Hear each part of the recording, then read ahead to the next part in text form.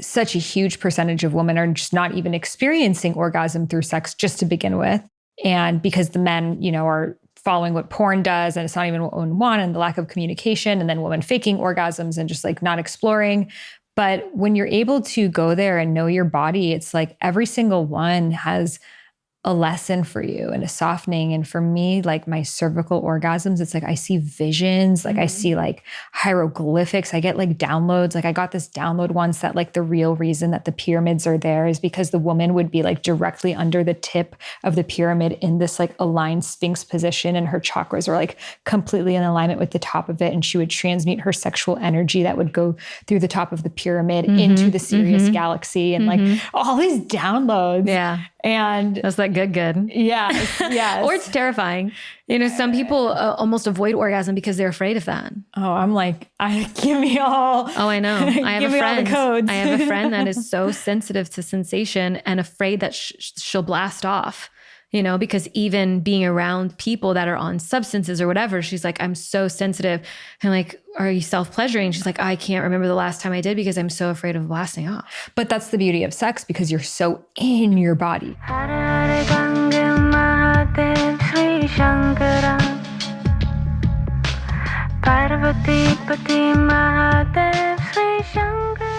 Hey, it's Sahara Rose, and welcome back to the Highest Self podcast, a place where we discuss what makes you your soul's highest evolvement. I have been really diving into my own sensuality, and it has been such a beautiful journey of self-love and spirituality, but also play and fun. So I was super excited when I met that sex chick, aka Alexa, because she is the queen of all of these things, from the sensual side to the erotic side to the kink side and everything in between. And as soon as I met her, I knew I had to bring her on the podcast for a Valentine's Day episode, because come on, let's get real. We keep it spicy up in here. And this is definitely the spiciest conversation we've ever had on the podcast. We are breaking grounds right here. And this is like the Sahara single era. So it's a whole new era of me. So get ready for an even more open and juicy and unleashed version of me on the episodes to come. So this conversation is just as spiritual as it is just like sexy and fun. We talk about tantric sex. She goes through many different sex toys with us that she actually brought. So if you're listening to this and not watching this, I highly recommend also watching it either on Spotify video or on YouTube, so you can actually see the sex toys that she's sharing with us. So she goes through the jade egg, the crystal wand, various forms of vibrator, kink toys, and shows us how to use it with ourselves and with partners. So it's such a beautiful episode to allow you to have the best sex ever, and also maintain that spark in long-term relationships, because let's be real, after a few years of a long-term relationship, it's often work to keep that spark going. And it doesn't mean it's impossible. In fact, it can keep getting better. However, it does take active communication and vulnerability and trial and error on both sides. So she really speaks into that. And she actually gives us the step-by-step ritual she does with her husband, which like, I was just like, I'm in love with you guys. Like, this is amazing. Bringing that into my next partnership for sure. And also, after this conversation, she gave me a private little experience with various toys. We did not have sex, but I had my clothes on, but she was putting the feather on my back and this like cold thing and just like various sensations. And I loved it because it's such a beautiful practice of receiving and giving to a lover or a partner that allows you to be in your body and out of your mind. So after I recorded this, I was like, I'm ordering all the different tools and things just to have more pleasure and sensation, because we really are embodied beings. We're able to connect back into that, especially we spend so much time on our laptops, in our heads, and in our masculine. It just drops us back into the heart and back into the body and the womb. So this is a really juicy conversation that you're going to want to send some friends. You're going to want to re-listen to. Like, it is fun. You're going to be laughing along with us. This episode is a good fucking time. So before we get into it, communication is key to not only relationships, but to living our dream lives. Because the truth is, the reason why we aren't in the relationships that we want, we aren't in the careers that we want, friendships, we're not being seen and heard, is because we're struggling with our communication. And your voice is your calling card. It allows people to feel into your energy. Like, I'm sure you feel so much into my energy from just hearing my voice. And The reason why the voice is like the missing link of all of these things is the voice is deeply connected to the yoni and the womb. So when you open both up, you're fully in your power. And for me, stepping into my voice has allowed me to create this podcast, which has become the #1 spirituality podcast in the US. It has allowed me to speak on stages at places like Google and Facebook and conferences with tens of thousands of people. But more than that, it has allowed me to really live my truth. Every single week I get to come on this podcast and have my ideal conversation that I would just love to have in my life. It has allowed me to have deeply profound friendships. It has allowed me to go on IG Live and feel confident in sharing the downloads and the messages that I'm learning. It has allowed me to create 2 7-figure businesses, which has been such a blessing for me, allowing me to travel right now and fully share my mission, sponsor many children around the world, and be able to make the impact that I want to make. So for me, opening up my throat chakra has been the most important work that I have ever done in my life. And it is my gift and it is my dharma to share. And so many of you have been asking me, how did you become such a good speaker? How did you become so eloquent and confident? And I really sat with that of okay, how did I do this? Because if you go back to my first episode in 2017, I did not sound like this. You can definitely feel a shift in my voice and being. So I broke it down step by step into what I would do for 21 days to become a powerful speaker. And I put it all together and it took me a while. I actually created this a year ago. I've been sitting with it for a year to really create a course that in the most little amount of time possible, 10 to 20 minutes a day for just 21 days, you will become an amazing speaker. Going from unconfident to confident if you do each day and the practices.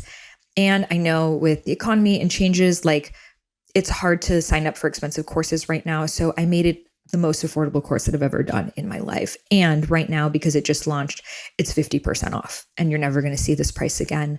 So this is my Speak with Soul course. It's a 21-day guided journey to activate your voice, whether it's for your career, your coaching practice, growing an audience, or even just for yourself in work, relationships, friendships.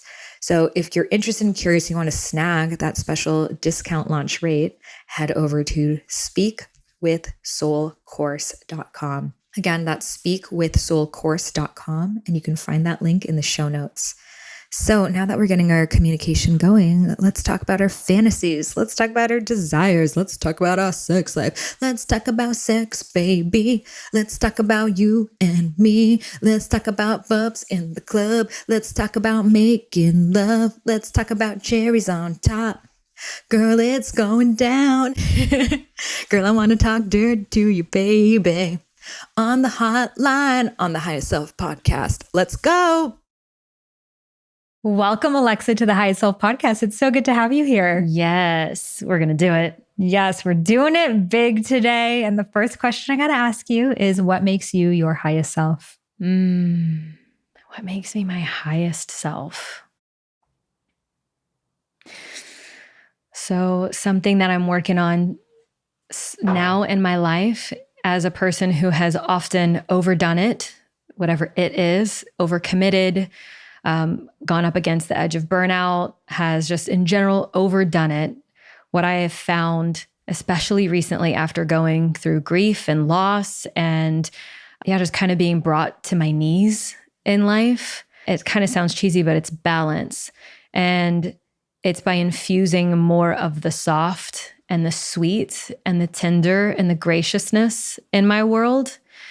So to answer the question, what leads me to my highest self is ensuring that I know that I have drive and I know that I can provide value in so many ways in my world.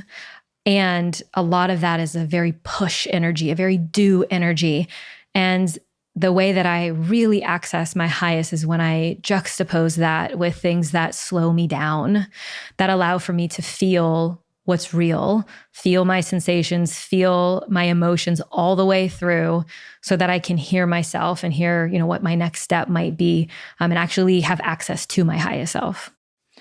It's so funny you say that because I was writing this poem yesterday and it's yes, I'm strong and powerful, but I'm also soft and gentle and tender and vulnerable and romantic. And all of those are also parts of me. And, I feel like in life, often we encounter obstacles and situations that require us to be strong, and we can't have the strength without the softness. But to really cultivate that surrender and cultivate that heart openness, for me, it's what makes everything worthwhile. Agreed. And sex, such a beautiful way of experiencing that with yourself, with another, with God.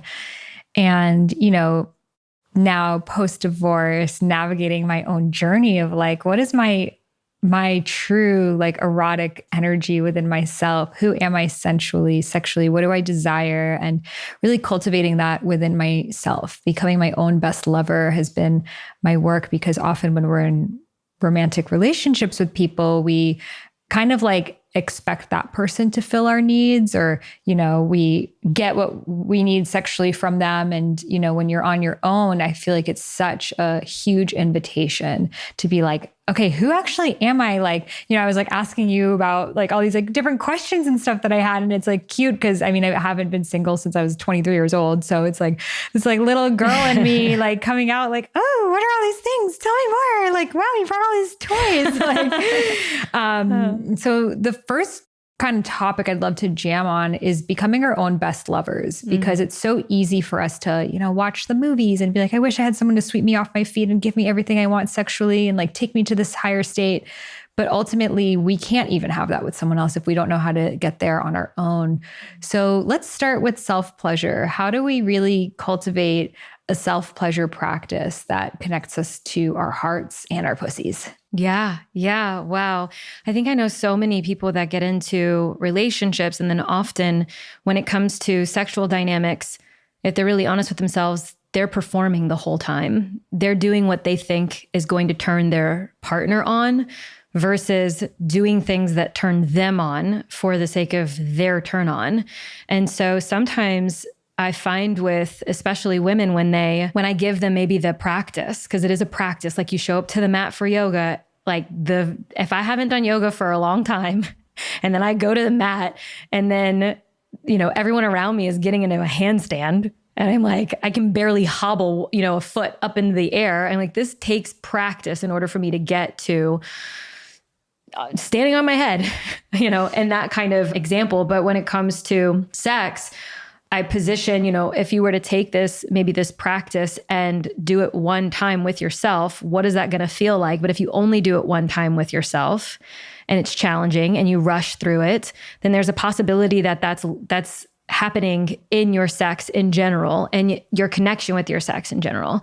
So sometimes I find women have a hard time even going to do it. It's almost like, all the stuff that they wind up taking into the bedroom starts to peek through, because they'll say things like, well, I save that for my partner. I'd rather just do that with my partner and not do that for myself. Or I give them the assignment and they resist it and resist it and resist it. Or they go to do it and they get frustrated and they abandon it and they will leave it because it's uncomfortable. Sometimes giving that exercise to people or encouraging them to do that is harder than saying, bring this into your actual partnership to do with your partner, because then it's something that they can act on versus something that they can be with. And when they're being with themselves, stuff can come up. And I think there's this idea that if I'm going to self-pleasure or if I'm going to masturbate, which I like the word self-pleasure versus masturbation, because masturbation is a word that literally means to defile.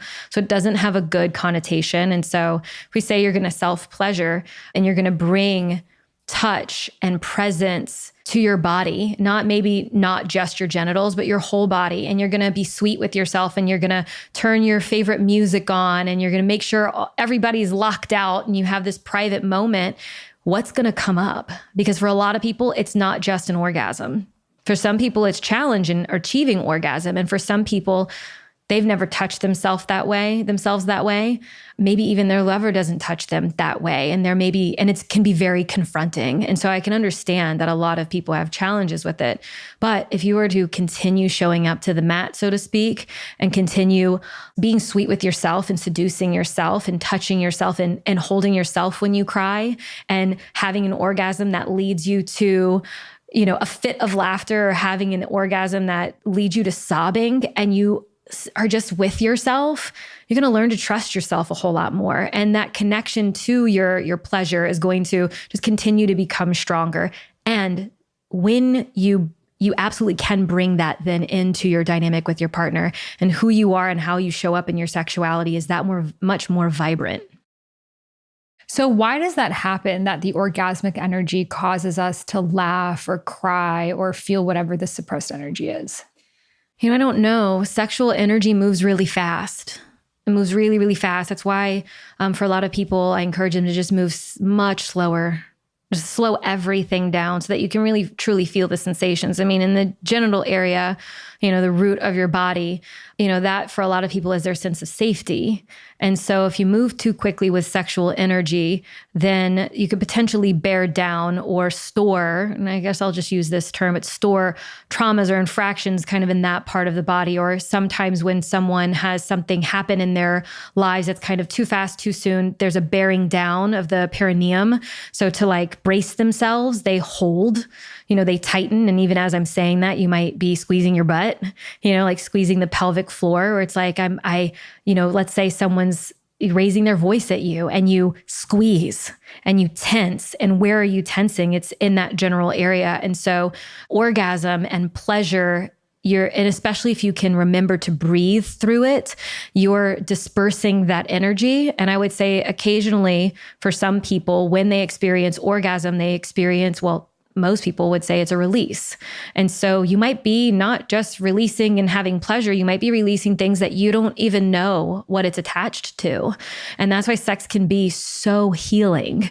It is a very creative type of energy. It is life force energy. It is behind so much of what we see in the world, of all that we see in the world. And so it's really big and powerful, and it has the power to heal. And so the thing that might roll to the other side of your orgasm is a fit of laughter. And that's the way the rest of the energy wants to be dispersed.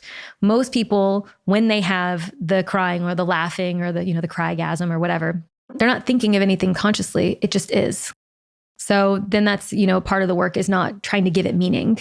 It's just letting it be and going, thank you. Thank you to yourself. Thank you to spirit, whatever that you want to say thank you to, for moving that through you.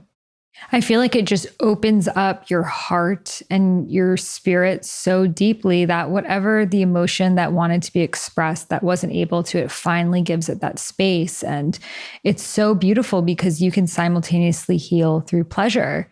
And it shows that healing doesn't just have to be the deep shadow work and, the grief and all of that. That's definitely a part of it, but it can also be through this pleasure, like transmuting through your body and clearing any like stored just like blockages and like chakras and stuff that we have. So I feel like a lot of women on their own may let themselves go there. They might let themselves sound out whatever they're feeling. But then when it comes to being with a partner, then it turns into the performance again, and they're embarrassed and they're shameful. So how can we introduce a more healing version of sex with a partner? The first tip is to slow it all down, because a lot of times people are kind of like, wham, bam, thank you, ma'am. Like, you want this from me. I have this thing. I want you to be happy, and let me do my duty and let's move on. Because sex is it's a tool for many reasons. And one of them can be healing. And of course, it's connection and it's release and it's to diffuse conflict. There's so many reasons ways you can leverage sex or the act of sex or penetration, and certainly pleasure above that or alongside that. But the next piece is, I always ask people, why? Why do you want that? Why is that intriguing to you? Why are you curious about that? And what do you hope it's going to lead you to? And typically underneath that desire in general, but let's just use this desire, there's something vulnerable. And it's, I want to feel safe. I want to feel a certain kind of connection. I want my partner to show up in a particular way. And so you can ask a partner, I want to have more connective, intentional sex. And they can go, okay, but how are they going to respond to that? You have to ask that question. And two, you can say, oh, well, I asked them for more intentional, whatever kind of sex, but how they deliver that can look like so many different things. So unless you're specific and connected to your why and able to communicate that, you don't know where they're going to lead you. Because you ask somebody for intentional, more intentional healing sex, you could ask 5 more people and they're all going to lead you through something different and have a different idea of what that means. So what does it mean to you and what would you like out of that? And then collaborate with your partner. You're on the same team. You're both on the journey together. So collaborate on what you'd like the experience to entail and what you're going to try. And also understand that you might fuck it up. Like it might not go well. And so what are your bumpers that you're going to put in place to support you? And if this goes a little sideways, how are we going to rein it back in and make sure that we come back to love and we show ourselves that we're safe, our bodies are safe. And so the precursor to this is a conversation. And so that's a willingness to be vulnerable, because you could go to a partner and say, I want this type of sex. And the partner go, I don't know what mumbo jumbo that is. What are you talking about? You have to be willing to be rejected and manage and process that, because a lot of times people will reject what they don't understand. And so that might take some time. And so you might not approach your partner and be like, I want this incredible tantric vortex, whatever kind of sex. And it's, hey, I'd like to, have maybe let's try this, something different. How do you feel about bringing some sensual implements into the mix? And I don't know if you would say implements. I use the word implement. So like, I want to change the lighting and I want to change the color, I want to change the music. Will you meet me in this? Will you meet me in this? This is what I desire. This is important to me. Are you down? And if they're not, do your very best not to take it personally, because they might not be ready yet.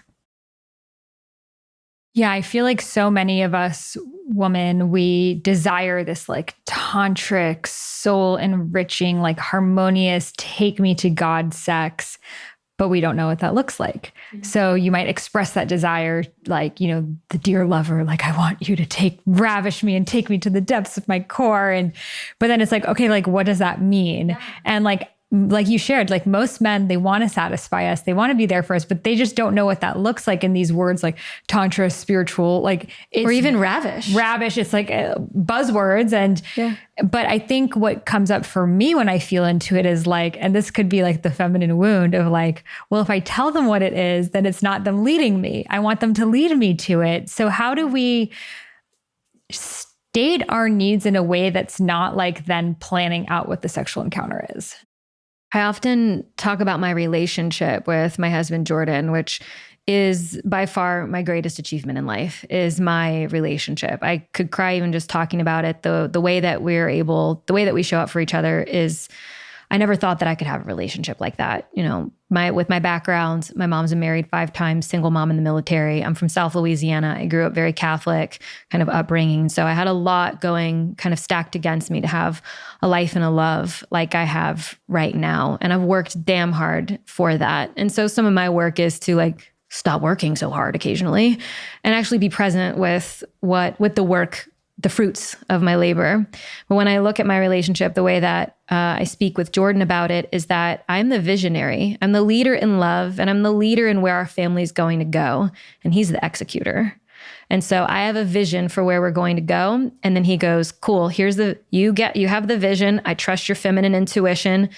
And which has been a challenge for him at times, but now he's like fully on board now. He's like, you're a witch. I'm going to do it. I'm going to believe Amazing. What you say. That's what we like to hear. Right? Right. You're a witch. Holy shit. Okay. So but then he helps my dreams to come into actuality, into fruition, because how we create life is both of us. And so I a lot of times have the vision, and he goes into planting the seeds and nurturing them and all of that. I go through and I nurture them, and he just continues doing. And if we want to use that kind of language. And so when it comes to sex, I can't be surprised if I don't want to tell someone something. Like they can't read my mind. And so if I don't want to tell them something because I don't want to take the sexy out of it, well, then I'm just going to wind up with lackluster dynamics where I'm upset or I'm not fulfilled. So, the way that I would suggest for people to go about that is to talk about it even beyond when you're going to do it. So, there are some things that my husband knows now, or like conversations that we have that are over coffee. And let's say I'm off of coffee now, so maybe I'm drinking tea in this imaginary space, but I have tea and he has coffee, and we're at the kitchen table on a Sunday morning and we're talking about things that we might be interested in. It's in a non-sexual environment, and it's a way that we can talk about it just like we would be talking about the hike that we're going to go on in a couple of hours, or what we're going to be doing in the week ahead. And so I would encourage people to speak about these things, not just right before they're going to do it. That way, your partner's just picking up clues, And then another thing is to get really curious about each other, and to just continue asking questions. And I know some people do that, and they wish that their counterpart would do that back to them or take that initiation. And I'm going to be super straightforward about another thing here, especially for women. Just like I said, I am the visionary in our relationship. We have our own language in the way that we operate. But in general, women are the leaders in love. You are the leader in your connection. And so your guy, if this is, we're talking about a heterosexual male-female relationship here, he's a leader in many other ways. So a lot of times you got to stop trying to lead in the ways that, he's meant to lead, which can look different for each relationship, and make sure that you're leading in the connection and that you're leading in the love. So what does that look like to be the leader in the love? Yeah. So it's inspiring these conversations. If you're just steadily waiting for the guy to show up at the kitchen table and start asking you about your desires, it's probably not going to happen. Yeah. They're a little bit more logical than that. So set them up for success.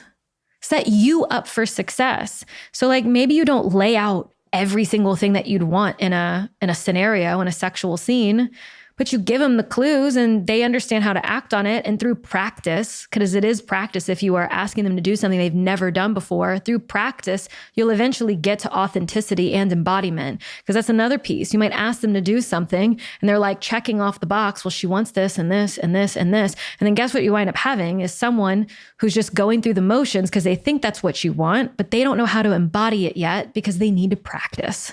So you have to lower the expectations in that regard and assumptions in that regard and make more space to fuck it up, to actually go there and kind of mess it up a little bit and return to love and choose to laugh about it after. These are choices that you make. If you put this in an impossible little box of standards, that's a you challenge. Not your relationship. Your relationship has the relationship, and I could say this, for some people, I don't know what your relationship status is right now or what it looks like, but everything that you desire and you want, if that is two people that really want to be with each other, anything that you can imagine and you can desire is possible in that relationship. If you're good people and you are showing up for each other, and maybe you're just a little bit kind of your puzzle pieces aren't fitting together, or the term, maybe we're just not compatible. I hear that a lot. There's way more exploration that you can do. And I find that a lot of people will think that they're incompatible. And really, they just need more conversation, more inspired conversation. So, my husband and I, we were talking a little bit about the erotic blueprints. We're completely opposite on that spectrum. He's sensual and sexual, or sexual first, then sensual. And I'm kinky and energetic. I speak very different language, turn-on wise, than he does, and he had no idea. So some people could look at that and go, or we could look at it and go, we're sexually incompatible. This is never going to work. We're never going to be able to please each other. Or we can choose to look at it as the ceiling's really high, and I want to please you. I want to show up. And then another piece is I want to be devoted to you and your happiness and your pleasure. So how do I show up if I am devoted to my pleasure and yours? It's not like a tit for tat and I'm building credit, as so to speak. And well, I did this for you last Tuesday, so why don't you do this for me this Friday? It's, unless that's a playful negotiation, but it's also not holding it against each other. I was just talking about this because I have some friends that this dynamic's playing out, and it's a little bit, it's relevant, is that if I withhold my love from him, we both lose. If he's not doing the thing that I really wish that he would do, and I'm also not being communicative of it, and I stop touching him, even just throughout my day, and I start withholding the love that I know he wants to get and the way that he wants to get it, we're both losing. And it's going to create resentment, and it's just brushing shit under the rug until we have a giant pile underneath the rug and we just can't even move around it, Yeah, I love what you said about it's not just about, oh, we're incompatible, we have different erotic blueprints, like bye. But when you love someone and you guys are honest and devoted and have great communication, it's like you want to show up for that person. You want to learn. It's like no one's going to be your clone. Like you're never going to find that. And it's such an expression of love. And a lot of people's blueprints shift over time too. You know, you might think, oh, I would never be into energetic or kink or whatever. And from practicing it with your partner and like being in their turn on, it might actually become your turn on as well. And I feel like ultimately we're all kind of shapeshifters deep down inside because we're able to play in all of them. Mm-hmm. So you've brought some fabulous toys, and I want to start with the crystal wand, because I feel like that is very healing and it's able to, you know, and I'd love for you to share like the different crystals and how they're related to different types of healing. But even before the crystal wand, would you recommend getting started with a jade egg? What are your thoughts on getting started on this journey? It's really personal. And it's kind of like the crystal chooses the wand chooses the wizard or whatever. It's just like the crystal. It's like the Hogwarts of sex toys. Right. When you go into a crystal shop or something, it's kind of like, what Dex wants to come home with Yoni me? likes the obsidian. Right. It's like, well, we're down for some shadow work stuff, some sexual shadow work. And it's really what calling to you. So there's a practice with Yoni eggs, which I almost brought. I have like 5 of them at home that are all different stones.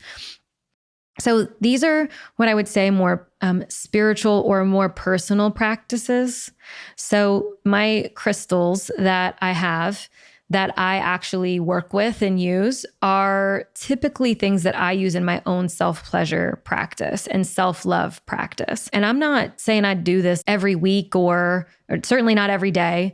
Occasionally, I'll go through a period of time where I'm doing a self-pleasure practice and I'm working with my crystals maybe once a week for a stretch of time. And then I leave them for a little while and I go back to them. And that's kind of like a lot of other practices that I have. So when it comes to the jade eggs or the 3 common stones are jade, rose quartz, and obsidian. Those are the 3 most common. They're also particularly good for this practice because they're not very porous, so they can't harbor bacteria. They're less likely to, create infection, that kind of thing. And a couple things that I want to note on those practices that I think some people kind of brush over and they just go, oh, I want an egg, and they run it under some hot water and then they stick it in and they're just like, oh, I'll just wear it till it falls out. If you wear it until it falls out, you've exhausted your muscles. And your yoni is tired, your pussy's tired. And that's not, kind of like if you just continue doing a curl until your arm gives out. We don't want to do that to her. We don't want to do that to the rest of your body but the way that you feel down there is different to how you would feel a muscle exhaust, like your biceps or your quads, your back muscles. So ideally, you'd only leave a yoni egg in for the duration of a practice. So if you do a 15-minute meditation or a 30-minute or an hour-long meditation, and then you take it out. So just 15 or 30 minutes. Don't sleep or an hour. Don't sleep with it. I would say don't sleep with it in because even though you're resting, your muscles are still holding that in place. So my encouragement would be to have a practice that goes along with it. And so let's say you choose a rose quartz and that's connected to your heart. And so you have your heart with the rose quartz and your yoni. So of course I'll trade back and forth, pussy, yoni, vagina, flower, whatever you want to call it, right? Whatever sounds good to you. And so you place that inside of your vaginal canal. Now the egg, right, has the top of it is a little more narrow because it's like an egg. So you flip it around where the large side is inserted first, and then the small side is towards the outside. Some of them are drilled where they have like floss, coated floss. Which I highly recommend. Yeah, to pull it out, it's much easier. Yeah. So kind of like a tampon string. But so you'd place that in, and let's say you have an incredible meditation that Sahara has put out into the world. I have a womb meditation that I share at the end of this episode. There you go. So you have a womb meditation. You put your crystal in, close your eyes, deep breath. You pulse and you relax if that's what you want to do in your practice. You listen to that meditation. You have the experience. You go take it out. You go about your day. That's how I would recommend starting to work with things like the jade. Do you think the yoni needs to be like turned on to like suck it in? Because otherwise, if you like stick it in, it's like a trauma on the yoni. This is something I've heard. I don't work with them enough to have an opinion on that, but I would say use lube and run it under warm water first so that it's not quite a shock to the system because they're cold. And that's my pro tip for any of the elements. So if you're working with, toys that are made of metal or steel, if you're working with glass or you're working with crystal, wood's a little bit different, though, you can run those under warm water too, but I would run it under warm water so it feels closer to body temperature. I would even run it closer to hot water and then leave it on your heart for a little while, like lay it on your heart or hold it on your chest and breathe with it for a little while. And so I would tell my body, I would encourage people to tell your body you're going to do something to it before you do it. And then some people, it might not bother them. They pop it in and they have their practice and they pop it out and they go about. Everybody's body's different.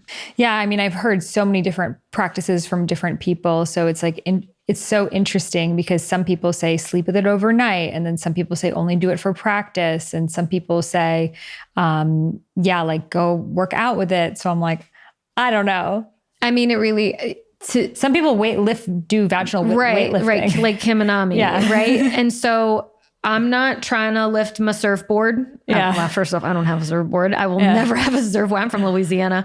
Well, we don't even that. So I won't be lifting my surfboard with, or weights or cinder block with my vagina muscles. But I want to have great orgasms and I want to be able to, have a certain kind of experience in sex, and I want to be connected with her. So meaning my genitals, I want to stay connected. So I really look at it as a practice to stay connected. Yes. So. And I feel when I use it, like even for a few days, I feel so much more connected to my yoni after. However, for some women, the problem, especially when you work out a lot, you're more like muscular. Could be tight. You're too tight. Could be tight. That's why I learned, I'm like, oh, this isn't really the practice for me because that's not what I need to be more tight, So right. It's interesting because we think jade egg is like for everyone, but for some of us, we need to like more learn how to soften and loosen. Yeah.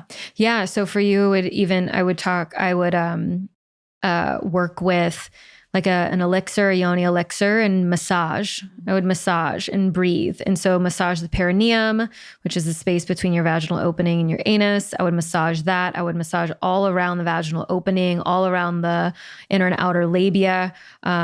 I would encourage that practice where you're inserting and kind of mapping, where you're just like placing pressure in various parts of the vagina and relaxing. And some people have pain, it's tight, or there's pain, or there's trauma, or there's fear. And so they kind of bear down, and it hurts to even put a pinky or a tampon inside of their vagina. And so using dilators or using like smaller items to kind of just get used to. That's a thing too. Granted, if you're working with the eggs, the smaller the egg, the tighter you're going to work the muscle, right? So the larger the egg is, it's loose. It's a bit looser, from what I understand, that you work from the larger egg to the smaller egg, so that if your vaginal muscles can hold the smaller egg, then they're able to be really tight. So interesting. So let's move into the crystal wand. How and when do you recommend introducing that? This one is from Chakrubs, but I have some items with me too that are from Yoni Pleasure Palace, which are amazing. I love all of their products. Like I was telling you before we started, I was like, I know a little to a medium-sized amount about a lot of things. And when it comes to toys, I would say I know a decent amount about toys, when to use them, how to use them, and all of that. But I'm sure that there's people that are out there that you could look up if you want like a really in-depth practice and that kind of thing when it comes especially to the crystals. But for me, it's again a solo pleasure thing. Now I'll just describe what I have used some of my crystals for. Again, run it under warm water so that it's room temperature, or body temperature rather, at least. Start the practice. I might be laying down. I'll take the larger ends of the wand, and I'll actually kind of massage my body sometimes with it. Maybe I'll put it next to my neck. Maybe I'll hold it on my heart for a little while. I might roll it. I just kind of let my body get acclimated to it. And, of course, I want to tune into the frequency of the crystal, the properties of the crystal, share with my body, share with the universe what I'm open to, what I'd like to do in that experience. And then Sometimes I'll use either side of the crystal and massage, again, inner and outer labia, the groin muscle. And it's really just a practice for me to be, again, sweet with myself. And then occasionally when it comes to massaging, just like I was saying with your fingers, which is a little bit different because you can kind of stretch the muscles out. But for here, some people use these for things like Yoni de-armoring, where they're putting pressure on certain points inside of the vagina. And then, for some of these crystals, they're specifically shaped to massage the cervix in that area as well. So it's really, again, another self-pleasure tool. I don't really pull these kinds of things out when I'm playing with my husband. This is like, I've got my sacred implements, my sacred items. And then I have the ones that are more fun to leverage with him. So occasionally I will pick up one of the glass toys and he'll watch me. So it's like, he's like, I want to see how you treat yourself. I want to see where do you touch yourself first? And the glass toy is a curved G-spot wand, yes? This one, cervix serpent, this one's Yoni Pleasure Palace. So this one's meant to, because it's really long. Okay. So it can reach, into your cervix, which for some people, their vaginal canal is not really all that long anyway. This just, when I look at it, I'm like, it's kind of like which side are you putting in? I mean, you could put it in either side. It's glass. It's another one that I would run under warm water, but this side. And then it has the ridges here. So if you want to pause where the G-spot is, or as people are starting to call it now, the clitoral urethral vaginal complex. It's a really easy word. CUV. Yeah. CUV. Because G is Grafenberg, which is an old man. Oh, yeah. They keep naming our Yoni parts after old men who think they've discovered them. Right. Well, it's an area of the vagina where a lot of nerve endings and things cross. And so it's basically the other side of your clitoris, right? Yeah, the underside. Right. But it's like the kind of the curvature of the clitoris, but then also your urethra is passing right there. And then it's vaginal sponge tissue. So there's just lots of sensation. Out of all of the area of your vagina, that's an area that has more nerve endings than some of the other area of the vagina. I've heard of, there's like 3 feminine archetypes and the clitoris is the maiden. So it's like your fun little playful first orgasm, first rodeo out in town. Then your G-spot is your wild woman. And that's like wet, wild, gushy, all the feels, just in her Shakti. And then your cervix is the crone. And that's like deep, introspective, visual, but like takes time to get there. Yeah. I don't like prioritizing them necessarily, but using them as archetypes in that way is that I would say for that too. I mean, I found clitoral orgasm by like 4 or 5 years old. Which, some people are like, what? How? And like, well, most children are exploring their bodies at absolutely. Age, yeah, for sure. So that's your cervix serpent. But it could take time. And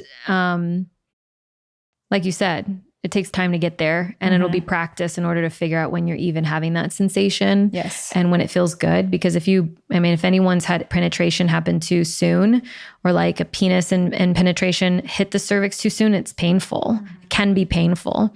But if you've been really properly warmed up, tended to, there's a lot of blood flow, which underscore here, if there's a lot of blood flow to that area, which is why a lot of people like spanking. It's because it encourages blood flow to the entire base of the body. So if you want to switch at some point into like BDSM questions, I've got you. But if you've got a lot of blood flow there in just the general pubic region, and it's very wet and it's very juicy, and you've actually had something, the vagina does something called tenting, where it actually elongates and the cervix shifts its position. So until you've had that process, which takes roughly on average about 20 minutes of a lot of stimulation in some kind of way, it doesn't have to be direct touch stimulation. It could be mental stimulation, energetic stimulation. That's when, you have access to being able to stimulate Even for the cervix. me, it's like a cervical orgasm is like a few orgasms in. And that too. It's never my first. It's like the third or fourth. Yeah. I have a friend of mine, he's dubbed himself a sex hacker, Kenneth Play. And I loved having him on my show, and he just goes, oh, you need to give her at least one orgasm before you ever think about penetrating her. And I was like, it's true. Did anyone hear that? Like, Thank can you. someone give him a megaphone? Yes. I know he's got a microphone, to record a podcast. Like, but can someone, where can we put this more places, Totally, because we don't realize, men and women, all non-binary people, we're all multi-orgasmic, right? But I think as women especially, we can really access those realms because you can have breast orgasms, clitoral orgasms, different types of clitoral orgasms, G-spot, et cetera, and go back to them and deepen into them.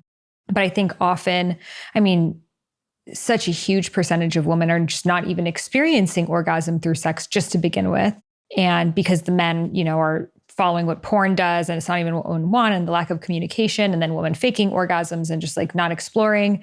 But when you're able to go there and know your body, it's like every single one has a lesson for you and a softening. And for me, like my cervical orgasms, it's like I see visions, like I see like hieroglyphics. I get like downloads. Like I got this download once that like the real reason that the pyramids are there is because the woman would be like directly under the tip of the pyramid in this like aligned sphinx position, and her chakras were like completely in alignment with the top of it. And she would transmute her sexual energy that would go through the top of the pyramid into the Sirius galaxy, and like all these downloads. Yeah. And that's like good. Yeah.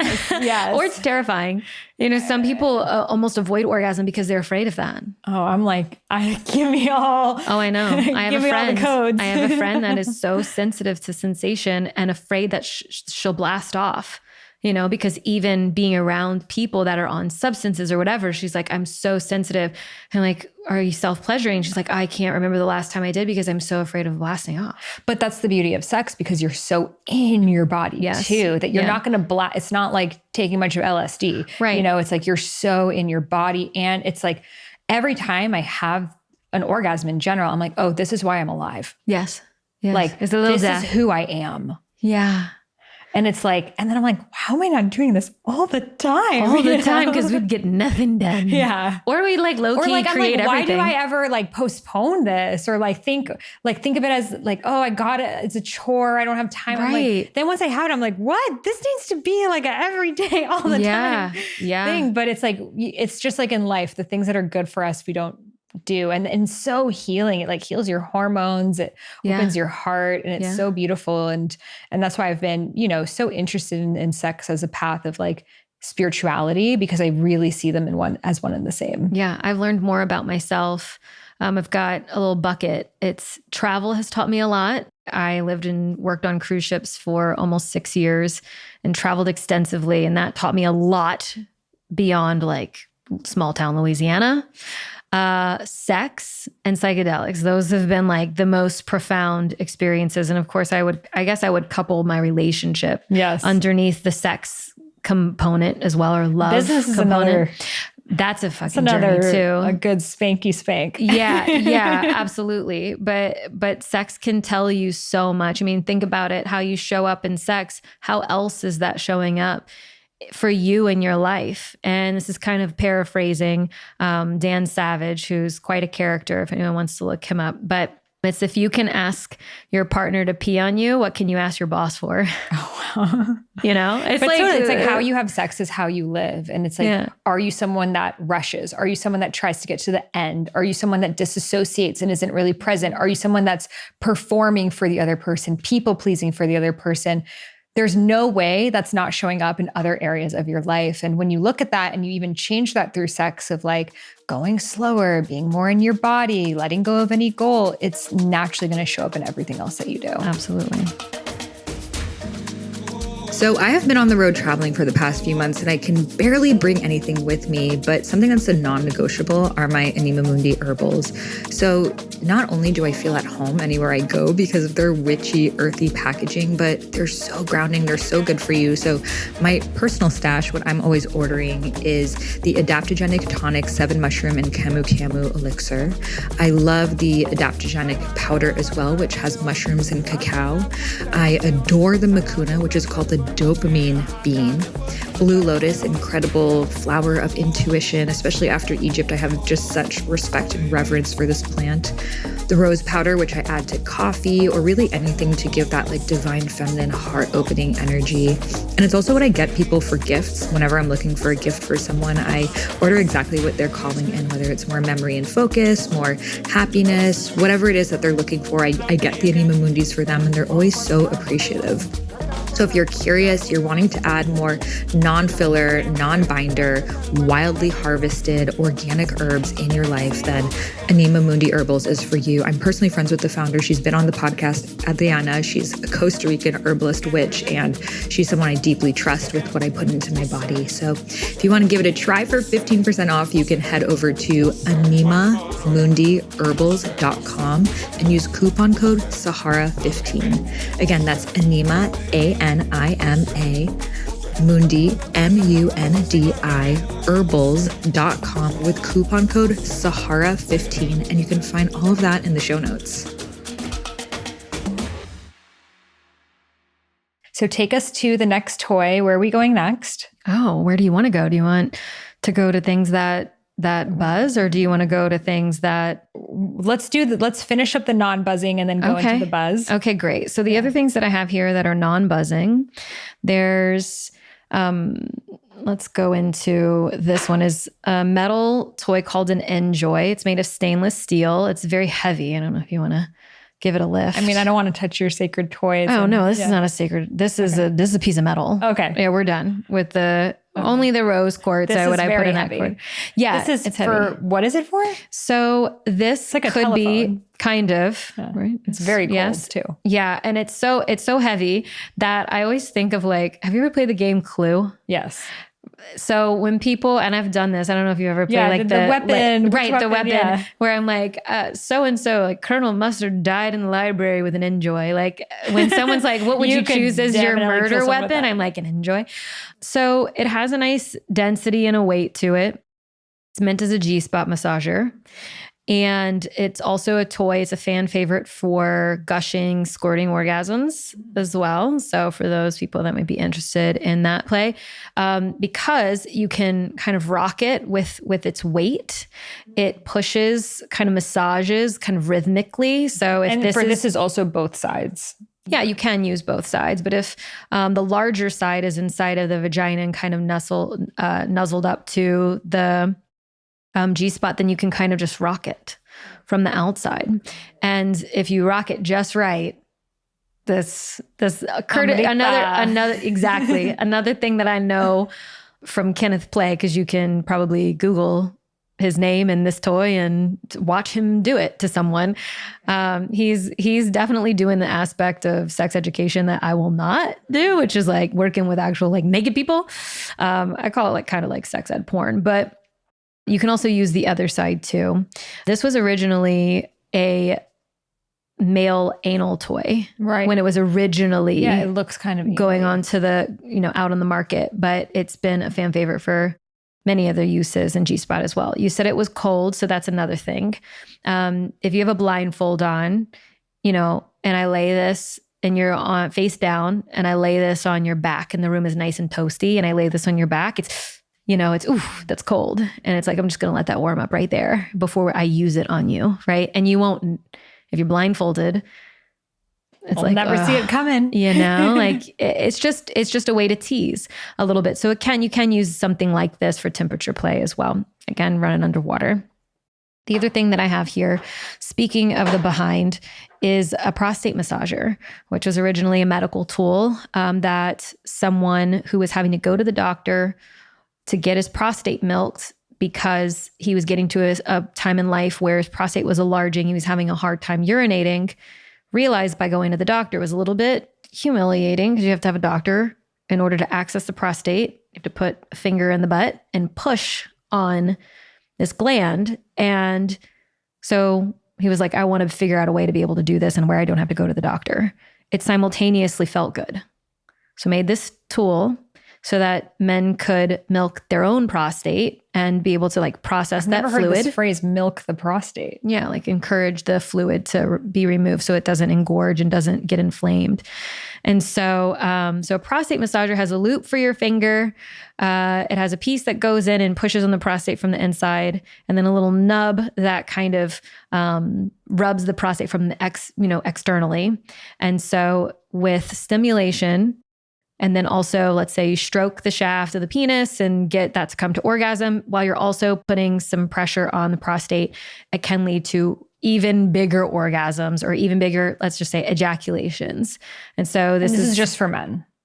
I mean, you can stick that somewhere if you want to, but this is shaped for male use. Okay, so I didn't want to just bring all of the, because a lot deserve some play too. Right. Well, a lot of men are, they're missing out on a lot of pleasure and sensation because of shame. Yes.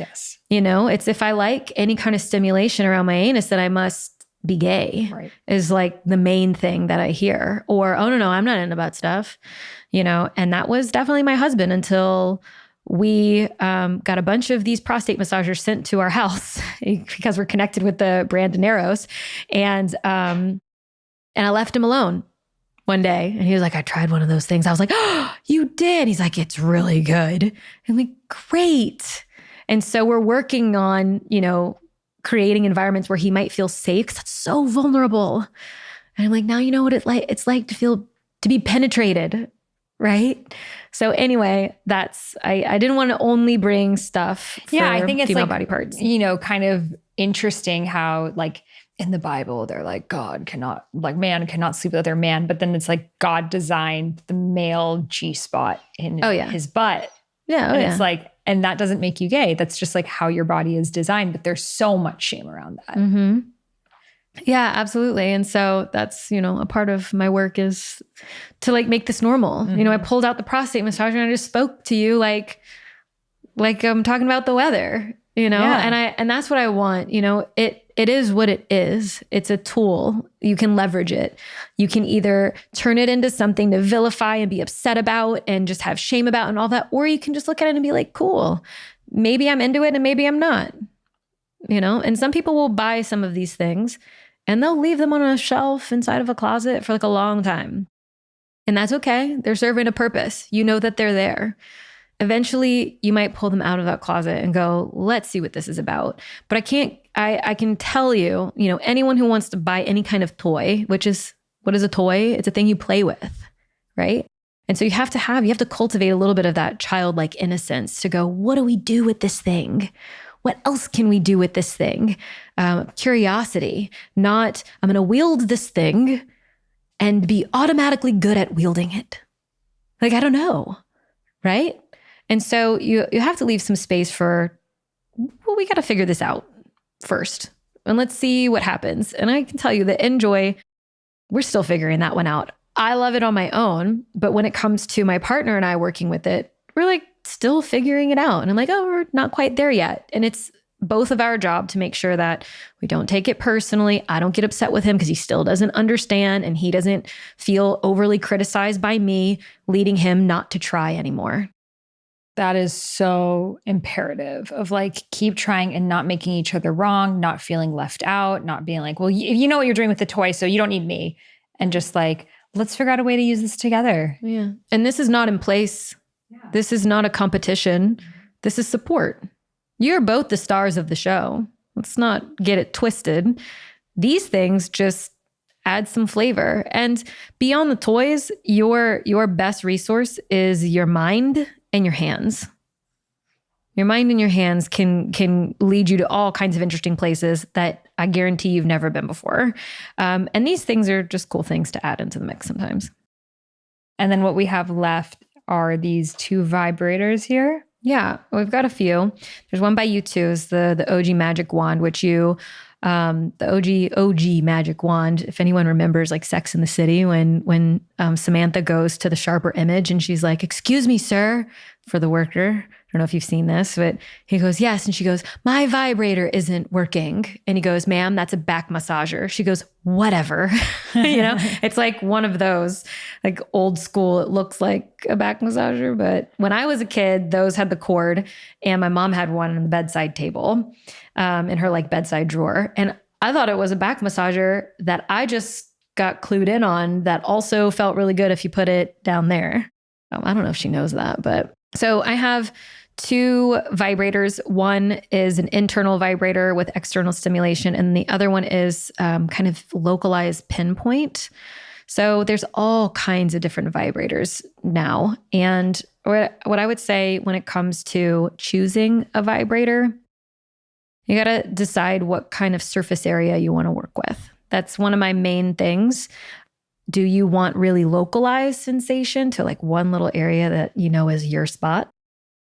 Or are you one of those kinds of people, and think about when you use your hand, does your finger go to the one little spot and then you have a specific kind of friction that you put in order to send you over the edge? Or are you one of those kinds of people that likes to use your whole hand and cup over all of your genitals and put pressure in that way? And so if you like total coverage where everything's being moved and stimulated, then use something with larger surface area like a magic wand.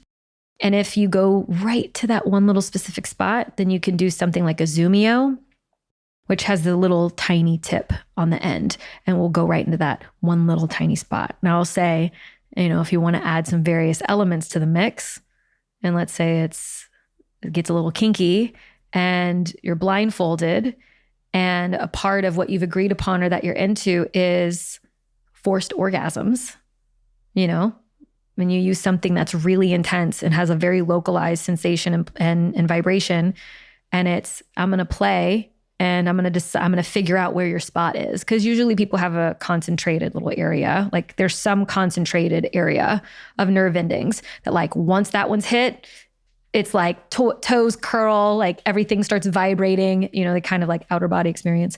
But I've seen people use the Zoomio or this is at Jimmy Jane, on that little localized spot where they like kind of go there and then back off, go there, back off and edge. Or they go there and they don't move it until they're like essentially forced over into orgasm, which is really intense. And some people love being played with that way. This is a clandestine. You take it in the bathtub. Like a little stingray. Stingray. Yeah. Yeah. It's a large surface area. And you take that one in the bathtub with you. So and that's called a what? Clandestine. Clandestine. Yeah. And so really there's all kinds of things that you can try. And I would say, how do you know what to do? What are you interested in? Ask yourself that question. And first and foremost, get something that you can get comfortable with on your own.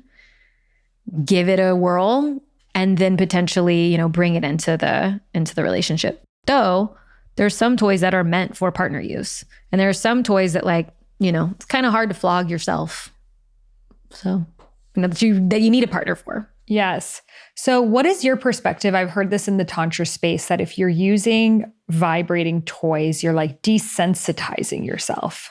Yeah, I just had a really in-depth conversation with a doctor who teaches at, I believe, the University of Florida.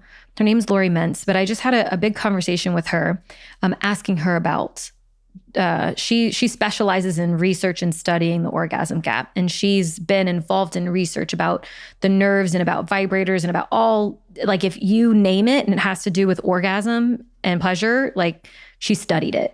So I was really kind of fangirling at her in my conversation with her, but she like blankly just said, there's no such thing as desensitizing. And I go, oh, well, that depends on what they mean when they say desensitizing. What do you mean when you say that you don't feel anymore? That over a length of time, you won't be able to feel? How long is that length of time? And I think, if you're rubbing on an area and there's no lube in between, let's say if I were to sit here and rub my hand and I rub it and I rub it, dry fingers on dry skin, and I just keep going. At some point, my hand's going to get red. And at some point, my skin's going to get a little itchy and a little irritated. And so there's something putting friction on a very sensitive area of the body. So if you don't put lube there, or you place a vibrator for an extended period of time on that area, it'll start to get tingly. It'll start to get kind of potentially itchy. And it might have the sensation of kind of numbness, but it goes away. It goes away. Everything's restored.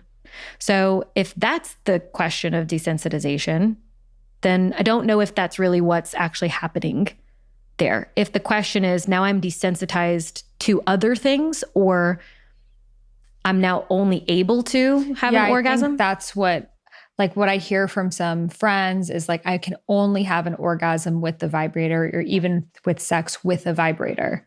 Yeah. And so, you know what? Some people have a habit. Right.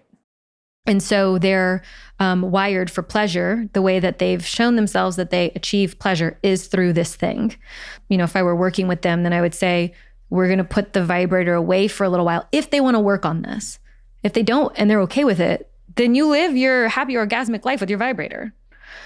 If you want to expand where you have your orgasms with your vibrator and other ways through other means, then let's put the vibrator away for a little while and give yourself some new, let's say, neural pathways to pleasure.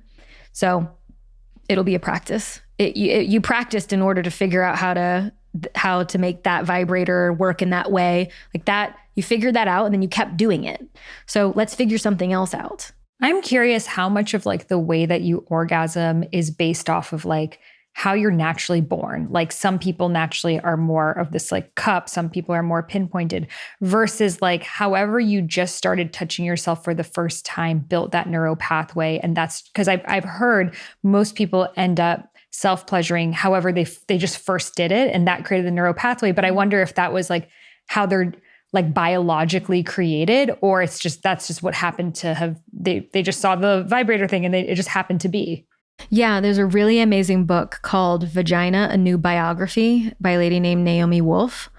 And in her book, she talks about research in the nerves that go from the brain down the spine, and then they kind of like a root system go into the root, and there's nerves that go towards the vagina and the vaginal canal and goes towards the clitoris. And then there's ones that go towards the perineum, and there's ones that go towards the anus, because you have a lot of nerve endings in the anus because you need to know when something's going in or out of that space. It's so there's a lot of nerve endings there, which is why a lot of people like some sort of anal play. But that what she described in the book is that these nerve endings are like a fingerprint.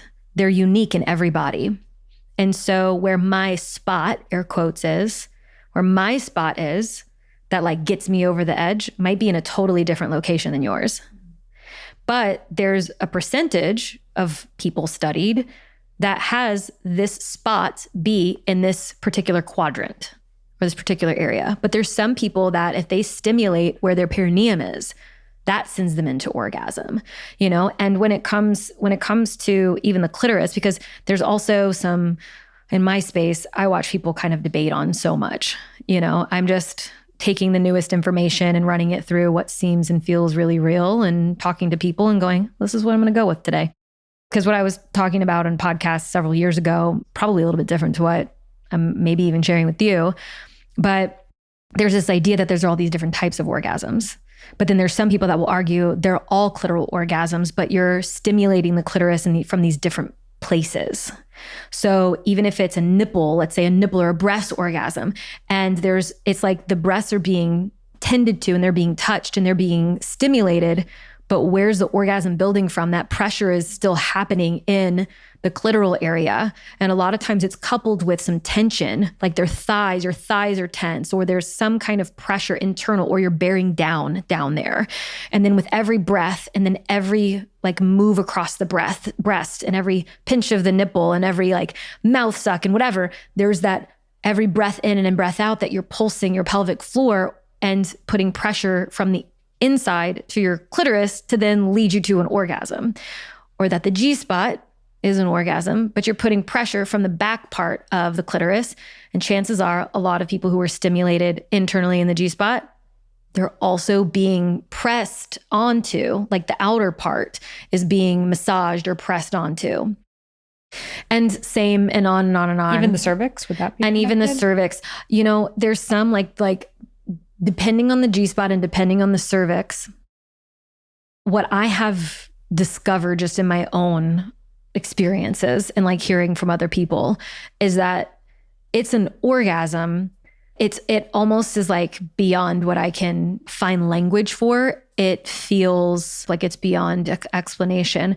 The clitoris is certainly stimulated, but when you get to like the right amount of time and the right amount of blood flow and all of that, and you're putting pressure there where you're sent, and the way that you're sent there feels so unique. And so I think that's why people will say it's a this type of orgasm or that type of orgasm. And I think really what you're even possibly doing, even in the cervical stimulation, is there's still being stimulation of the clitoris, but it's completely, you're doing it in a very different way, and God you're hitting a bless different you, place. clitoris. Right? You're always there for us. Right.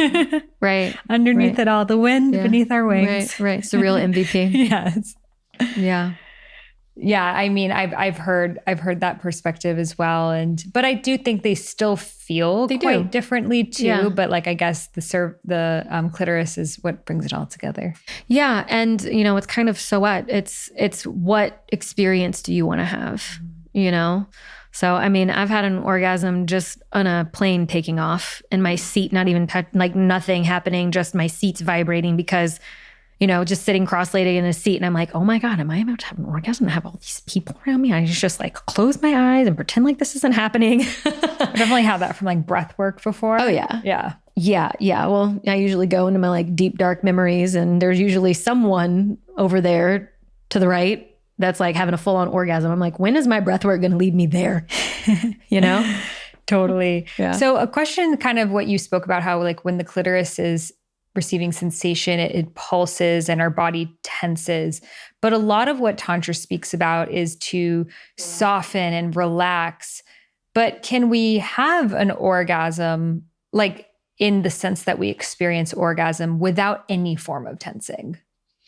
It's all, again, a practice.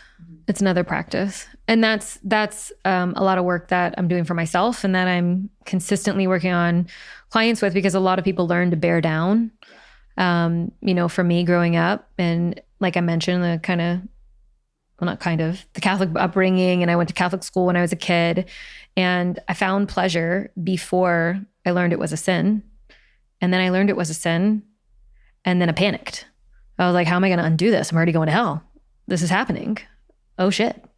And then I would teeter as my hormones continued to adjust as I became a preteen and then eventually teenager. And I would teeter between, I don't want to sin and I can't help it. I gotta touch it. I gotta do something with it. Like, it's just out of control. You know, I gotta, like, the edge of that mattress looks really great. That water faucet looks really great. The remote, the electric toothbrush, it all is like, people think like guys want to fuck everything. Both. Yes. Everybody, actually. Yes. Let me just say everybody. It's kind of absurd, and it's understandable. Like, our sex hormones are through the roof. And so when I was learning about this and really starting to piece it together, I learned to bear down, to be quiet, not to breathe, not to make sounds, to close my eyes. And that's what was patterned. So, like, kind of to go back to the patterns, you know, and how you go into self-pleasuring or just pleasure in general. And I brought that with me into relationships.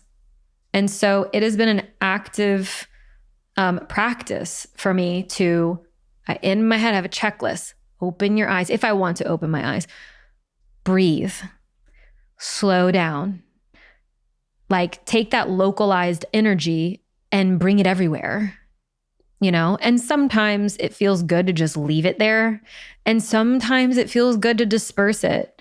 And so, you know, I would say for my husband and I, sometimes we're just like, we got some maintenance sex on the schedule where it's like, we just need to get it done. And I'm not so concerned with it. But we have a practice that's at least every month. Occasionally we get into a cadence every week, and it's sex magic. And that's all tantric. Every part of it is very slow and intentional, ritualistic, has a certain playlist. There's certain elements that are to it. We set intentions, and we know that that sexual experience is going to be long, and we know it's going to involve multiple orgasms. Chances are I'll cry at some point of it. There's just in and out, and it's so beautiful. We create like this little portal vortex kind of thing. And then sometimes we're playing with something kind of kinky. And a lot of times the tantric exercises of like eye gazing and breathing together and slowing down, we infuse that into some of the other things. You know, if we're going to try something new, we're going to eye gaze first so we can connect. That way we can disperse the jitters of like, we're going to do something new. We eye gaze and we remind each other that it's okay if it's a flop. We're not going to hold it against each other. So we're not going to take it personally, to the best that we can. So we try to set ourselves up for that success. And then a lot of times, you know, with the kinky play that we do, it's very sensual. It's all about creating sensations and holding a container and a space for the other person to go on a ride. So what does that look like for you? Do you guys just say, you know, my desires in this experience are XYZ, or do you kind of just have your little bag, mystery bag, and see what happens? Because it sounds like it's a mix of sensual and kinky together. Yeah. I mean, there's little elements of kink that kind of weave its way through a lot of our lives now because I've introduced my husband to that. And there's certainly elements of our lives that is very sensual, which is very important to him. And it's become important to me because it's important to him.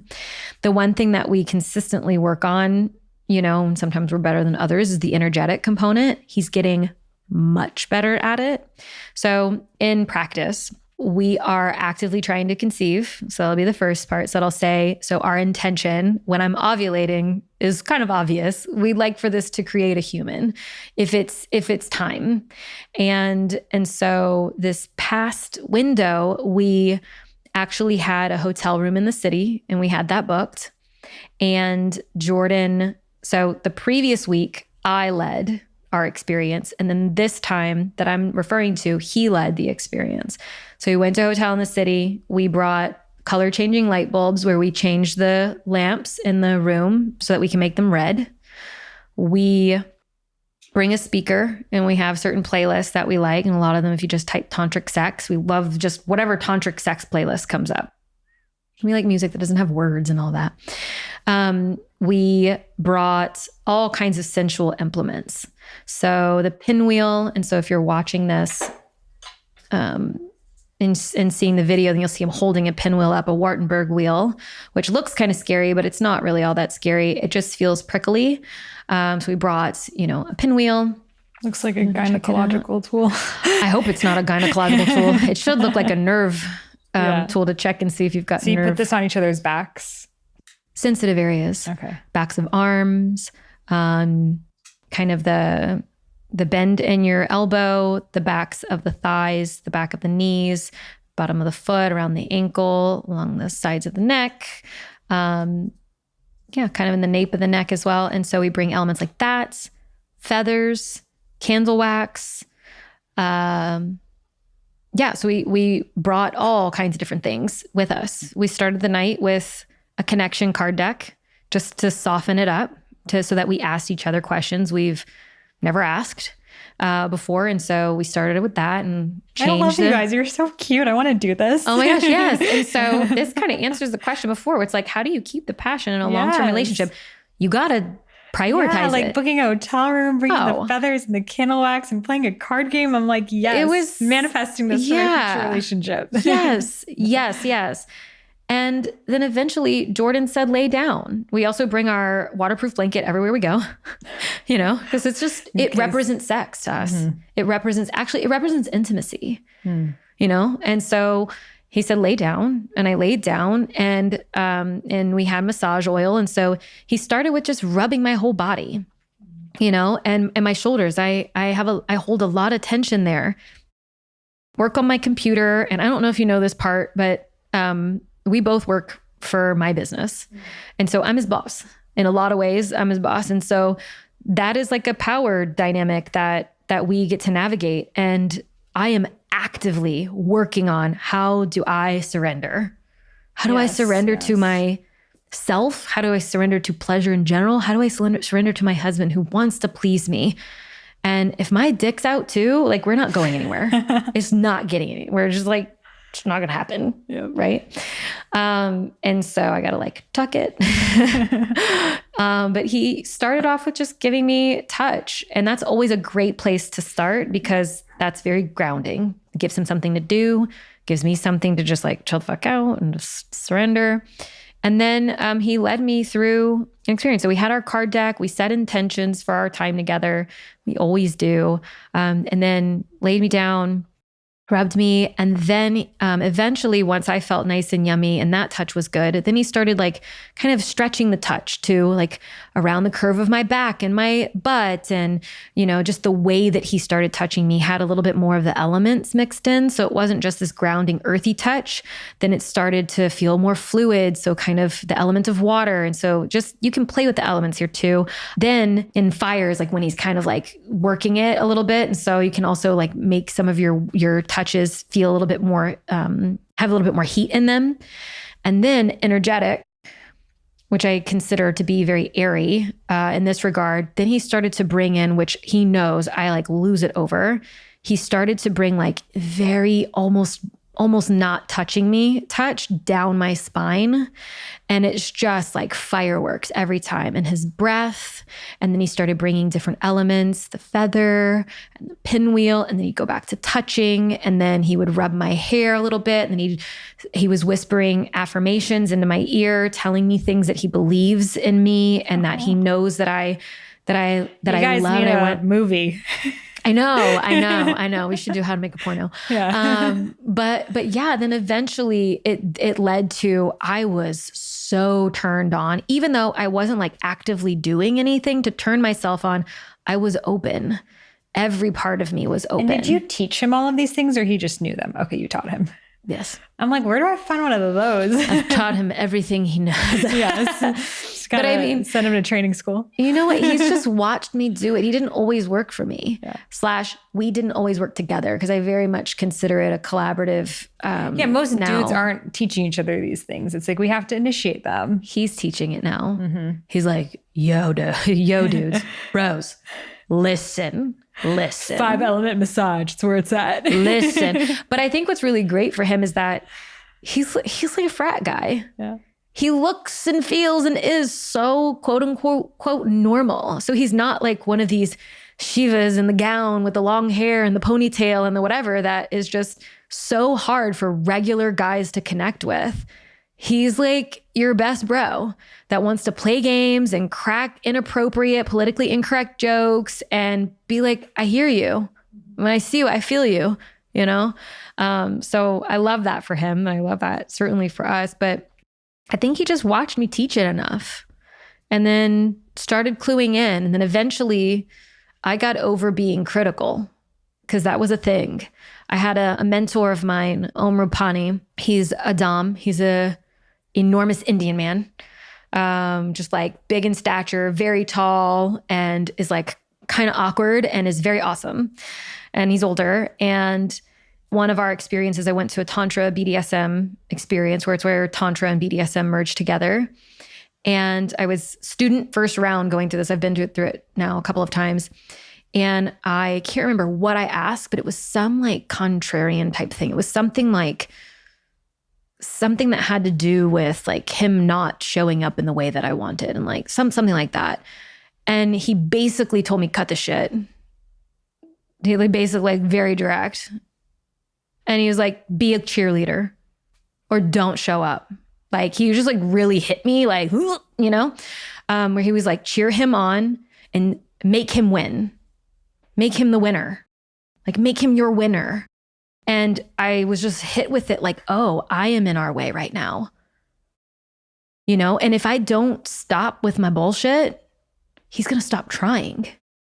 And then I'm going to be this like cactus, like prickly, kind of hard to surrender, hard to touch and get close to. And he's just, what's that going to create? A people pleaser, nice guy. That's like, you know what? If you won't let me do, then just tell me what I need to do so that. Which is such a turn off. And it is. Yeah. But it's my fault if he does that. Right. And I say fault, we're both at fault, so to speak. But we both have responsibility here. But that's certainly like in our world, men have been told like, you have to listen, you have to do all these things and it has them kind of abandon their inner masculine that's like, hey, stop. And what I loved about Om, one time he had someone in the group that kind of was being bratty towards him a little bit and like the questions she was asking. And when she asked one question, he went, "Are you done yet?" And then he goes, I mean, I can't remember exactly what he said, but he goes, "I have all the time. I have all day. Work this out. Whatever you got going on, just work it out. What else do you need to say in order to like, I've got time." Which basically meant I will be present with you. Like whatever you've got to work out of your system. And then we'll begin. Like let her kind of like finish. And she like had her moment. And then he goes, "Are we good to continue?" And it's like, that's present a lot of times in relationships. But like the guy that you love is not knowing what to do with it. You know, Om's a master at handling those kinds of things. And I think I'd love for more women's like kind of aha bulb to go off in that. Is like when you are challenged by what's the role you are playing in it? Because to you think you're doing all these things consciously. To you think you're doing all these things and he's just not meeting you. But there's much more to this picture, you know, and there's much more areas where you can take responsibility. And it's one thing to say, okay, I take responsibility for this thing, but then what are you going to do about it? What really hard conversation are you going to have that's going to lead you both to deeper connection and deeper love? And a lot of these things start with conversations, which is like a lot of times very unsexy. But you need to have those unsexy, real, vulnerable, honest conversations to have these beautiful, sexy, like customized for you, you know, experiences. And I think that like for me as a feminine being, it's like, yes, I want a man who's like not going to take my shit and is like going to lead and, you know, like listen to me 100%, but not like give in to my drama. So there's like something really just like sexy about that energy. But of course, there's just so much trauma in the feminine collective of people being like that who are not in integrity and not in alignment, that I think for women, it's like we have to have had our guards up because we cannot trust. And that's the beauty of truly being in a conscious relationship where you can trust him to lead, and that requires you to surrender. And that surrendering means it's not always the exact experience you want either, you know? And sometimes that surrender is him taking you on his journey and you just get to be curious and see, and maybe it's not how you would design it, but you're also here for him as well. And I think there's so much beauty in making sex about both of you guys coming together rather than this one's for me and that one's for you kind of thing. Yeah. Okay, I'm going to get mine. All right, flip over. Okay, you're going to get yours. You good? You good? Okay, let's take a shower. Right. You know? Totally. And sometimes that's cool. Sometimes, yeah. But it's like, I think many long-term relationships default to that because you know each other's bodies so well. You know their parts. So you're like, okay, we're done. And it's like, sex is not just to make each other come as fast as possible. It's to connect. Right. And the so other much things more that you shared, yes. And so much more. But have you ever had a really yummy, juicy sexual experience and you didn't come? For me, no. No. Yeah, I'm. Is it relatively easy? Yeah. Okay. Yeah. So I've had, just out of the plethora of sexual experiences, I would say across my life, have there been ones where maybe it was so yummy, like the orgasm was like, I would say maybe the cherry on top. Like the experience itself was so good. And I know some women kind of wish that orgasm occasionally wasn't even on the table, where it's like, can I just have my experience without the pressure to have an orgasm? Or actually, I'm really into this. And as soon as it shifts to this goal-oriented, I gotta make you come, then it's like, no one can make you come. Right. Yeah. But can it be okay if I actually don't want to? Yeah. And I just want to be with you in this thing. And I'm not going to get to an orgasm, but why are we prioritizing the success of this experience based on if I have an orgasm or not? Then we've just taken it away from me having pleasure and towards you achieving a thing. Yeah. Opening up that orgasmic container. And an analogy that I once learned from a Tantra teacher is that your orgasm is like filling up a cup. And it's like, okay, if you have a little teacup, right? you just put in a little bit of water and it's very easy for it to tip over and you have the orgasm. It's a little teacup orgasm. If you have a big cup, it's a bigger one. If you have a gallon, it's going to take a lot more time to fill that gallon up with water. So that's a lot of riding that orgasmic wave, edging, letting your body breathe, expanding into that orgasmic energy, taking breaks, pausing, filling up that cup to have that full body orgasm that, is so much beyond the genitals, but it's like full body. But you can only get there if you're like, when you're at the sink and you're waiting, you're getting impatient. And I think for so many of us too, we're so time strapped in our society that we're like, I don't have time for 3-hour long sex. It's like, right. and I don't have time for that every week either. Right. And it makes sense. It doesn't need to be an every week thing, but it's like, if you have time to watch a movie once a month, like you have time to have 3-hour long sex once a month or, however often you want to do it. But we need to prioritize these just like going on journeys with people and exploring and being curious and seeing where it takes us. Otherwise, I feel what happens is you take sex for granted and you think it's supposed to just somehow magically happen in your busy schedules, and it doesn't. And then you grow apart in many ways. Yeah. And you're underscoring a really big deal, like a really big thing for people. So Jordan and I schedule most of our sex. I want to be conscientious. It's not just like, okay, at this time, okay, here's then we the meet. Google Cal, please confirm 2 hours ahead. Yeah. then we show up and then we get naked and then we have sex. Yeah. This is a block of time that we're both committed to not filling with something else, that we're going to be intimate. Yes. We don't know necessarily. Sometimes we plan it ahead of time. Like we knew we were going to a hotel, but it was before we were leaving to go to the hotel is when we started choosing what we were going to do. So it wasn't so prescriptive, so to speak. Though, if he thought going to a hotel equals sex and I thought going to a hotel means we're going to go out to a nice dinner and we're going to go to a show and then I'm going to be full and I'm going to be tired and I don't want to have sex after those two things, then it's two people that are misaligned with their desires. So even then we need to talk about it. So every week, Jordan and I look at our calendars and go, where are our intimacy opportunities? Because we both have people in our worlds that want our attention. Lots of people want calls, and there's clients and there's podcasts and there's just all these opportunities for us to stay busy and externally reacting to things.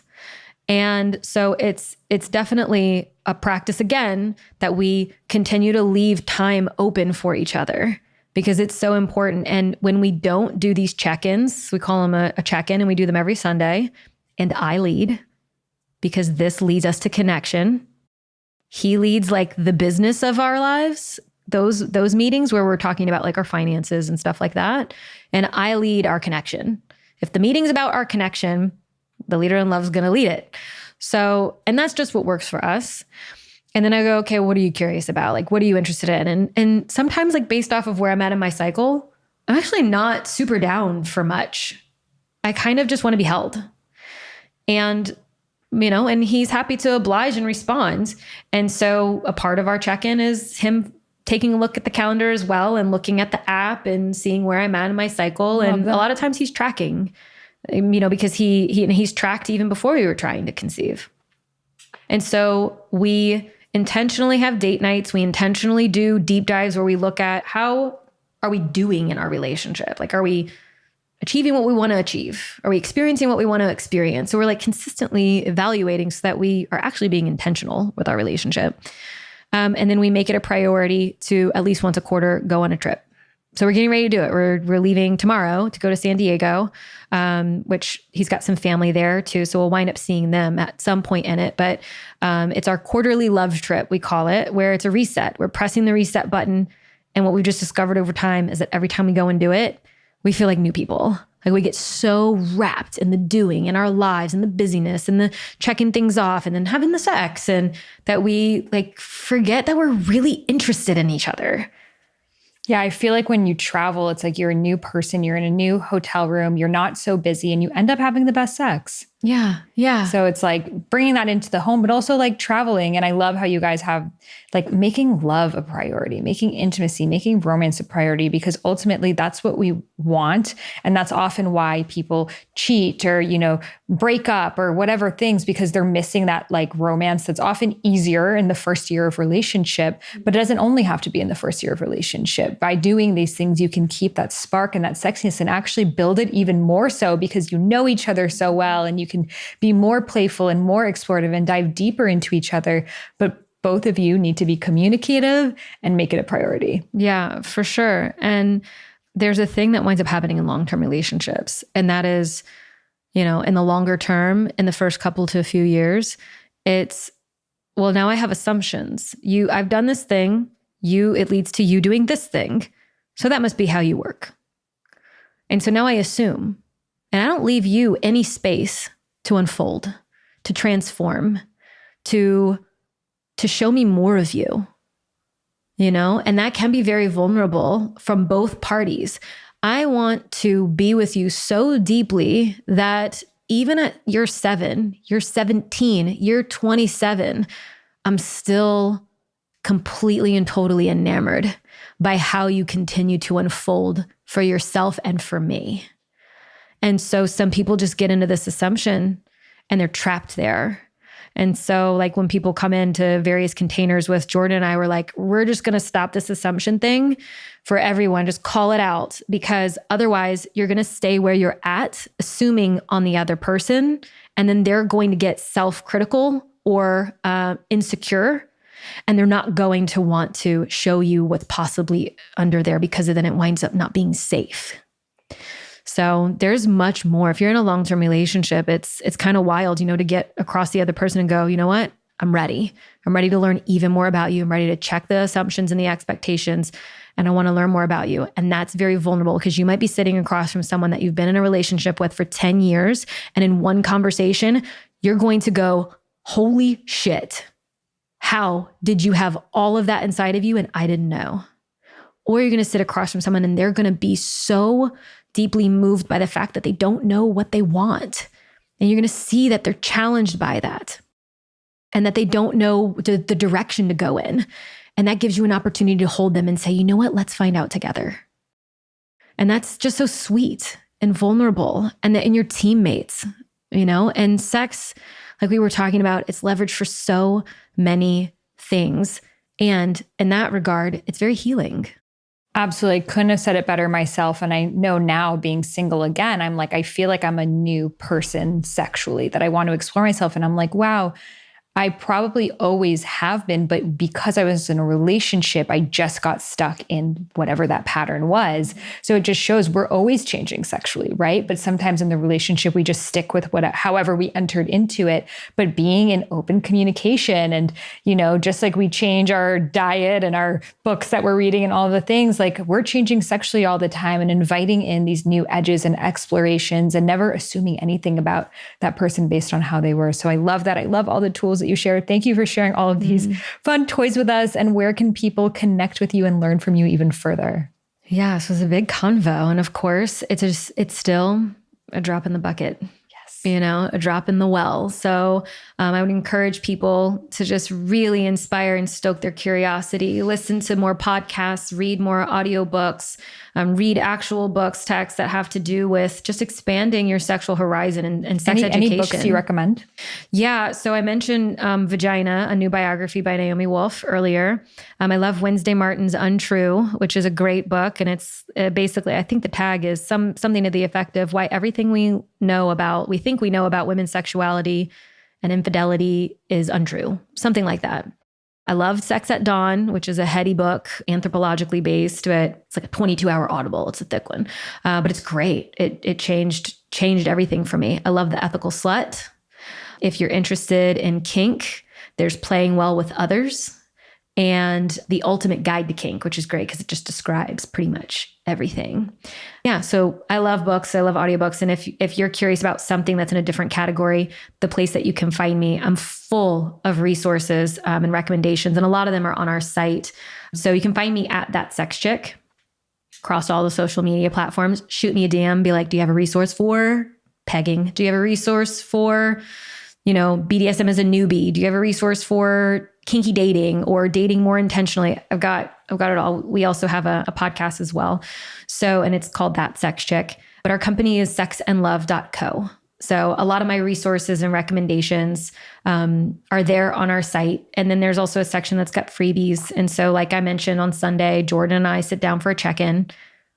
We've done it so many times that there's a method to it that then I put it into a PDF and made it free on the website. So if you're like, I don't even know where to begin with being more intentional and like figuring out what kind of sex we want to have and what kind of life we want to live, there's a guide there. And so there's all kinds of different tools. There's a want, will, won't list that's going to ask you if you're like, I don't know what I want.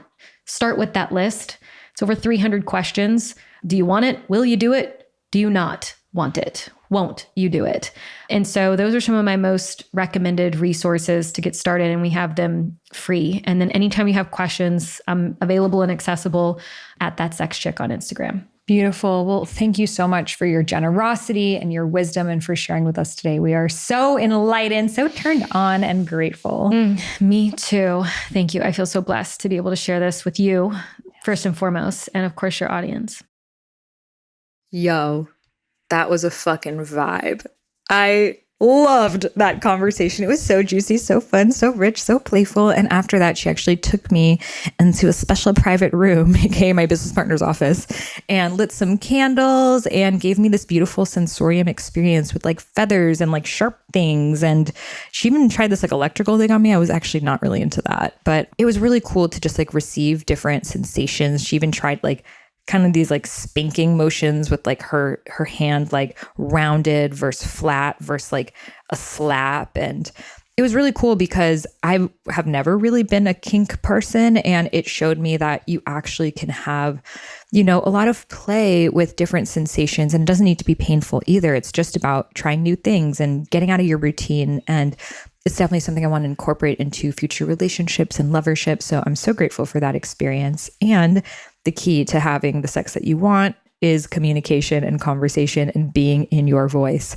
So this is why I created my Speak with Soul course, which is available right now for 50% off, special launch price that you're never going to see again. So this course will take you from feeling unconfident in your voice, feeling like I really want to start speaking more, whether it's on social media or just in my life, to in 21 days feeling so confident that at the end, I'm actually going to guide you through recording your own podcast intro. Even if you don't want a podcast right now, like you're going to get to that level. I'm going to guide you through it step by step. So head over to speakwithsoulcourse.com. You can find that link in the show notes, and it's available right now for a special launch price. So don't sleep on it, boo boo. All right. I hope you loved this episode, and I'll see you in the next one. Namaste.